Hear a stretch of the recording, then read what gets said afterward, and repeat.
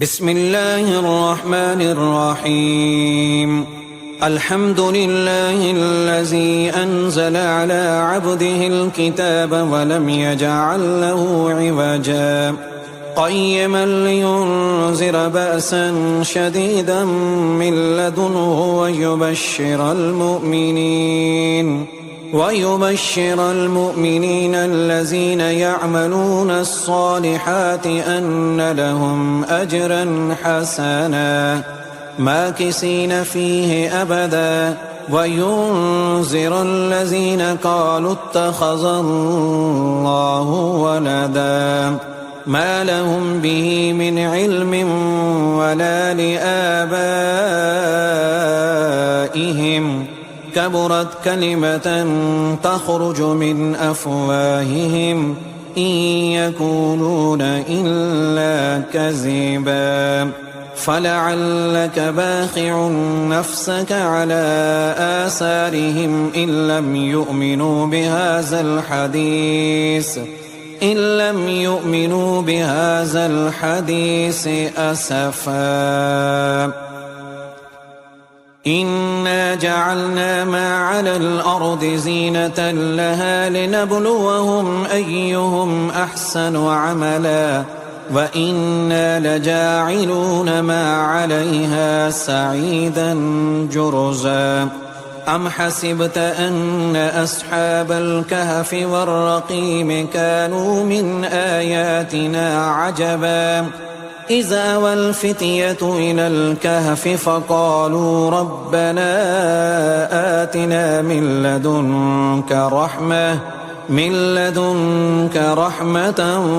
وهيئ لنا من أمرنا رشدا. فضربنا على آذانهم في الكهف سنين عددا ثم بعثناهم لنعلم أي الحزبين أحصى لما لبثوا أمدا. نحن نقص عليك نبأهم بالحق إنهم فتية آمنوا بربهم وزدناهم هدى وربطنا على قلوبهم إذ قاموا فقالوا ربنا رب السماوات والأرض لن ندعو من دونه إلها لقد قلنا إذا شططا. هؤلاء قوم اتخذوا من دونه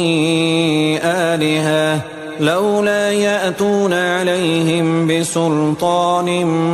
بين فمن أظلم ممن افترى على الله كذبا. وإذ اعتزلتموهم وما يعبدون إلا الله فاووا إلى الكهف ينشر لكم ربكم من رحمته ويهيئ لكم من أمركم مرفقا. وترى الشمس إذا طلعت تزاور عن كهفهم ذات اليمين وإذا غربت تقرضهم ذات الشمال وهم في فجوة منه ذلك من آيات الله. من يهد الله فهو المهتد ومن يضلل فلن تجد له وليا مرشدا. وتحسبهم أيقاظا وهم رقود ونقلبهم ذات اليمين وذات الشمال وكلبهم باسط ذراعيه بالوصيد لو اطلعت عليهم لوليت منهم فرارا ولملئت منهم رعبا. وكذلك بعثناهم ليتساءلوا بينهم قال قائل منهم كم لبثتم قالوا لبثنا يوما أو بعد يوم قالوا ربكم أعلم بما لبثتم فابعثوا أحدكم بورقكم هذه إلى المدينة فلينظر أيها أزكى طعاما فليأتكم برزق منه وليتلطف ولا يشعرن بكم أحدا إنهم إن يظهروا عليكم يرجموكم أو يعيدوكم في ملتهم ولن تفلحوا إذا أبدا وكذلك أعصرنا عليهم ليعلموا أن وعد الله حق وأن الساعة لا ريب فيها إذ يتنازعون بينهم أمرهم فقالوا بنوا عليهم بنيانا ربهم أعلم بهم قال الذين غلبوا على أمرهم لنتخذن عليهم مسجدا سيقولون ثلاثة رابعهم كلبهم ويقولون خمسة سادسهم كلبهم رجما بالغيب ويقولون سبعة وثامنهم كلبهم قل ربي أعلم بعدتهم ما يعلمهم إلا قليل فلا تمار فيهم إلا مراء ظاهرا ولا تستفت فيهم منهم أحدا ولا تقولن لشيء إني فاعل ذلك غدا إلا أن يشاء الله واذكر ربك إذا نسيت وقل عسى أن يهديني ربي لأقرب من هذا رشدا ولبثوا في كهفهم 300 سنين وازدادوا 9 قل الله أعلم بما لبثوا له غيب السماوات والأرض أبصر به وأسمع ما لهم من دونه من ولي ولا يشرك في حكمه أحدا واتل ما أوحي إليك من كتاب ربك لا مبدل لكلماته ولن تجد من دونه ملتحدا واصبر نفسك مع الذين يدعون ربهم بالغداة والعشي يريدون وجهه ولا تعد عيناك عنهم تريد زينة الحياة الدنيا ولا تطع من أغفلنا قلبه عن ذكرنا واتبع هواه وكان أمره فرطا وقل الحق من ربكم فمن شاء فليؤمن ومن شاء فليكفر إنا أعتدنا للظالمين نارا أحاط بهم سرادقها وإن يستغيثوا يغاثوا بماء كالمهل يشفي الوجوه بئس الشراب وساءت مرتفقا إن الذين آمنوا وأملوا الصالحات إنا لا نضيع أجر من أحسن عملا أولئك لهم جنات عدن تجري من تحتهم الأنهار يحلون فيها من أساور من ذهب ويلبسون ثيابا حزرا من سندس واستبرق متكئين فيها على الأرائك نعم الثواب وحسنت مرتفقا واضرب لهم مثل الرجلين جعلنا لأحدهما جنتين من أعناب وحففناهما بنخل وجعلنا بينهما زرعا كلتا الجنتين آتت أكلها ولم تظلم منه شيئا وفجرنا خلالهما نهرا وكان له ثمر فقال لصاحبه وهو يحاوره أنا أكثر منك مالا وأعز نفرا ودخل جنته وهو ظالم لنفسه قال ما أظن أن تبيد هذه أبدا وما أظن الساعة قائمة ولئن رددت إلى ربي لأجدن خيرا منها منقلبا قال له صاحبه وهو يحاوره أكفرت بالذي خلقك من تراب ثم من نطفة ثم سواك رجلا لكن هو الله ربي ولا أشرك بربي أحدا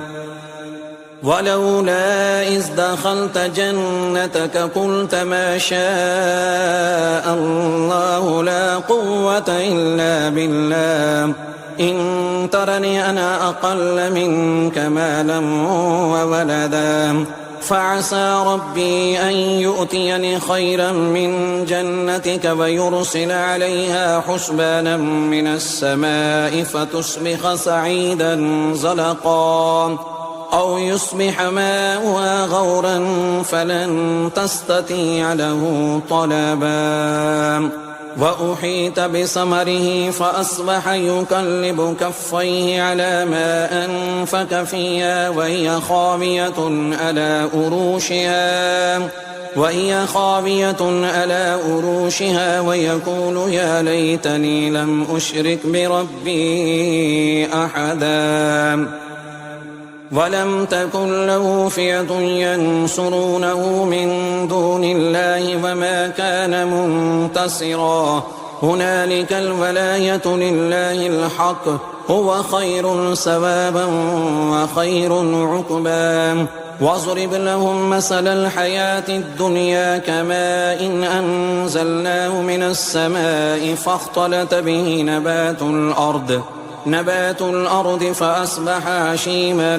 تذروه الرياح وكان الله على كل شيء مقتدرا المال والبنون زينة الحياة الدنيا والباقيات الصالحات خير عند ربك ثوابا وخير أملا ويوم نسير الجبال وترى الأرض بارزة وحشرناهم فلم نغادر منهم أحدا وعرضوا على ربك صفا لقد جئتمونا كما خلقناكم أول مرة بل زعمتم أن لن نجعل لكم موعدا ووزع الكتاب فترى المجرمين مشفقين مما فيه ويقولون يا ويلتنا ما لهذا الكتاب لا يغادر صغيرة ولا كبيرة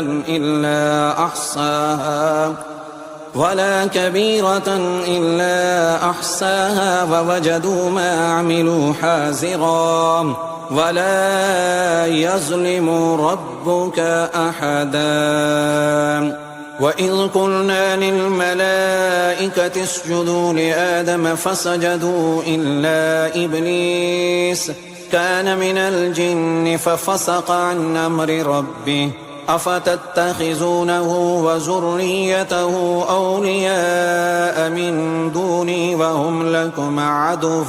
بئس للظالمين بدلا ما أشهدتم خلق السماوات والأرض ولا خلق أنفسهم وما كنت متخذ المضلين عضدا ويوم يقول نادوا شركائي الذين زعمتم فدعوهم فلم يستجيبوا لهم وجعلنا بينهم موبقا ورأى المجرمون النار فظنوا أنهم مواقعوها ولم يجدوا عنها مصرفا ولقد صرفنا في هذا القرآن للناس من كل مثل وكان الإنسان أكثر شيء جدلا وما منع الناس أن يؤمنوا إذ جاءهم الهدى ويستغفروا ربهم إلا أن تأتيهم سنة الأولين أو يأتيهم العذاب قبلا وما نرسل المرسلين إلا مبشرين ومنذرين ويجادل الذين كفروا بالباطل ليدحضوا به الحق واتخذوا آياتي وما أنذروا هزوا ومن أظلم ممن ذكر بآيات ربه فأعرض عنها ونسي ما قدمت يداه إنا جعلنا على قلوبهم أكنة أن يفقهوا وفي آذانهم وقرا وإن تدعهم إلى الهدى فلن يهتدوا إذا أبدا وربك الغفور ذو الرحمة لو يؤاخذهم بما كسبوا لعجل لهم العذاب بل لهم موعد لن يجدوا من دونه موئلا وتلك القرى أهلكناهم لما ظلموا وجعلنا لمهلكهم موعدا وإذ قال موسى لفتاه لا أبرح حتى أبلغ مجمع البحرين أو أمضي حقبا فلما بلغا مجمع بينهما نسيا حوتهما فاتخذ سبيله في البحر سربا فلما جاوزا قال لفتاه آتنا غداءنا لقد لقينا من سفرنا هذا نصبا قال أرأيت إذا أوينا إلى الصخرة فإني نسيت الحوت وما أنسانيه إلا الشيطان أن أذكره واتخذ سبيله في البحر عجبا قال ذلك ما كنا نبغي فارتدا على آثارهما قصصا فوجدا عبدا من عبادنا آتيناه رحمة من عندنا وعلمناه من لدنا علما قال له موسى هل اتبعك على أن تعلمني مما علمت رشدا قال إنك لن تستطيع معي صبرا وكيف تصبر على ما لم تحط به خبرا قال ستجدني إن شاء الله صابرا ولا أعصي لك أمرا قال فإن اتبعتني فلا تسألني عن شيء حتى أحدث لك منه ذكرا فانطلقا حتى إذا ركبا في السفينة خرقها قال أخرقتها لتغرق أهلها لقد جئت شيئا إمرا قال ألم أقل إنك لن تستطيع معي صبرا قال لا تؤاخذني بما نسيت ولا ترهقني من أمري عسرا فانطلقا حتى إذا لقيا غلاما فقتله قال أقتلت نفسا زكية بغير نفس لقد جئت شيئا نكرا قال ألم أقل لك إنك لن تستطيع معي صبرا قال إن سألتك عن شيء بعدها فلا تصاحبني قد بلغت من لدني عذرا. فانطلقا حتى إذا أتيا أهل قرية استطعما أهلها فأبوا أن يزيفوهما فوجدا فيها جدارا يريد أن ينقض فأقاما. قال لو شئت لاتخذت عليه أجرا. قال هذا فراق بيني وبينك سأنبئك بتأويل ما لم تستطع عليه صبرا. أما السفينة فكانت لمساكين يعملون في البحر فأردت أن أعيبها وكان وراءهم ملك يأخذ كل سفينة غصبا. وأما الغلام فكان أبواه مؤمنين فخشينا أن يرهقهما طغيانا وكفرا فأردنا أن يبدلهما ربهما خيرا منه زكاة وأقرب رحما. وأما الجدار فكان لغلامين يتيمين في المدينة وكان تحته كنز لهما وكان أبوهما صالحا فأراد ربك أن يبلغا أشدهما ويستخرجا كنزهما رحمة من ربك وما فعلته عن أمري ذلك تأويل ما لم تسطع عليه صبرا. ويسألونك عن ذي القرنين قل سأتلو عليكم منه ذكرا. إنا مكنا له في الأرض وآتيناه من كل شيء سببا حتى إذا بلغ مغرب الشمس وجدها تغرب في عين حمية ووجد عندها قوما. قلنا يا ذا القرنين إما أن تعذب وإما أن تتخذ فيهم حسنا. قال أما من ظلم فسوف نعذبه ثم يرد إلى ربه فيعذبه عذابا نكرا. وأما من آمن وعمل صالحا فله جزاء الحسنى وسنقول له من أمرنا يسرا. ثم أتبع السببا حتى إذا بلغ مطلع الشمس وجدها تطلع على قوم لم نجعل لهم من دونها سترا. كذلك وقد أحطنا بما لديه خبرا. ثم أتبع سببا حتى إذا بلغ بين الصدين وجد من دونهما قوما لا يكادون يفقهون قولا.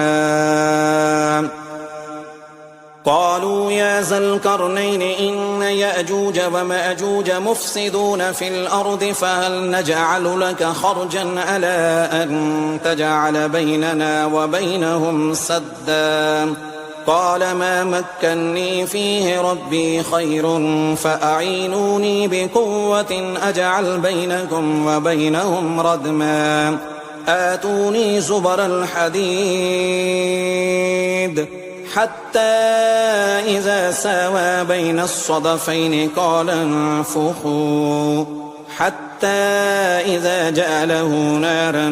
قال آتوني أفرغ عليه قطرا. فما استطاعوا أن يزهروه وما استطاعوا له نكبا. قال هذا رحمة من ربي فإذا جاء وعد ربي جعله دكاء وكان وعد ربي حقا. وتركنا بعدهم يومئذ يموج في بعد ونفخ في الصور فجمعناهم جمعا. وأردنا جهنم يومئذ للكافرين عرضا الذين كانت أعينهم في غطاء عن ذكري وكانوا لا يستطيعون السمع أفحسب الذين كفروا أن يتخذوا عبادي من دوني أولياء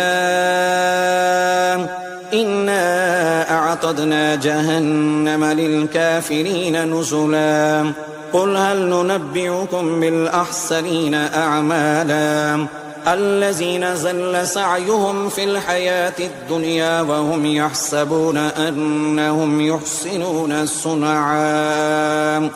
أولئك الذين كفروا بآيات ربهم ولقائه فحبطت أعمالهم فلا نقيم لهم يوم القيامة وزنا ذلك جزاؤهم جهنم بما كفروا واتخذوا آياتي ورسلي هزوا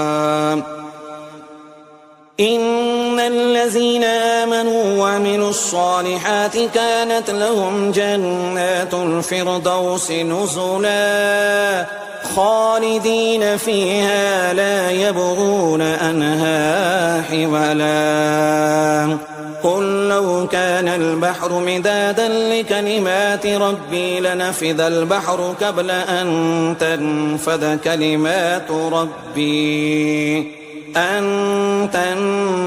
كلمات ربي ولو جئنا بمثله مددا قل إنما أنا بشر مثلكم يوحى إلي أنما إلهكم إله واحد فمن كان يرجو لقاء ربه فليعمل عملا صالحا ولا يشرك بعبادة ربه أحد